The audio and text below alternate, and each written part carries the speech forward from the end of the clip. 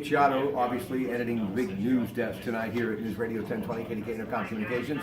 Thank you for helping me with the video. Chris Mack, the Big Mac attack. Let's begin with baseball. Saw something trending last night, and it actually made me, well, not really care about what was going on in the national championship of college football. Houston, top 5 pitchers that they should go after, and once again, that 27-year-old by the name of Garrett Cole, his name came up. And as long as he's a Pirate, I think his name's going to continue to come up when teams are looking to add to their rotation, and perhaps, in a rotation like Houston's where they've already got a ton of talent, but they can slide him in and he won't have the pressure of being the #1 starter or the ace. Then I think he would fit well there. The question would be, do the Astros have the kind of prospects that Neil Huntington would want in return to make a deal like that? All right, Nick Saban, now the greatest coach in college football of all time, or does he have to get one more to pass Bear Bryant? I don't know. I don't know what else he can do. I think in this day and age of college football, especially where it's that much more hyper competitive, where you've got to be not just the recruiter off the field, but the CEO behind the scenes as well.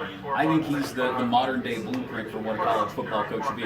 Maybe not the best personality in the game, but he's definitely the best head coach. Steelers obviously will be a favorite Sunday at Heinz Field against Jacksonville, but don't tell that to Blake Bortles, Tom Coughlin, and the entire administration that is your Jacksonville Jaguars. Leonard Fournette, they've got a good football team, and they smacked the Steelers earlier this year. Antonio Brown still wondering about the calf muscle, so this is going to be one they're going to have to work for. Yeah, I think it'll be interesting to see that the Jaguars defense did a great job against the Steelers first time around. Obviously, they create pressure. They've got a great secondary, 2 all-pro cornerbacks that Ben Roethlisberger will have to deal with. Last time it led to 5 interceptions. We don't expect him to have that kind of game again, certainly, but I think it's all about protecting the football. If Ben Roethlisberger and the Steelers offense can hold on to the football, I don't see Jacksonville, a team that could only put up 10 points against Buffalo, being able to put up enough points to keep pace with the Steelers offense. Penguins off till this weekend when they take on Detroit, but it's the big basketball game tomorrow night. Coach K, I'm not worthy, the greatest college basketball coach ever. Number 7 Duke will be here 13-2 against the 8-8 Pitt Panthers. Pitt IMG Sports, Hillgrove and Company on 93.7 The Fan. Big night at the Peterson Event Center. Yeah, it's always big when you take on Duke. I think for the Panthers, it's about how do the young guys, so many young people on that roster, how do they react to playing Duke? I mean, Marcus Carr, one of their young guards, freshman guard, has said he's going to try and treat it like any other game. But and you've got a more experienced guy, the transfer guard, Jared Wilson-Frame, who said, yeah, it's Duke. It's one of the reasons you want to play in the ACC. So there will be a lot of hype surrounding it just because it's a chance to play the Duke Blue Devils. Before you go, this wristband means a lot for a number of reasons. I'm going to let him explain this because he had an experience recently with a brand that I'm very familiar with and very positive about, and that's the Shriners folks and the Shriners Hospital.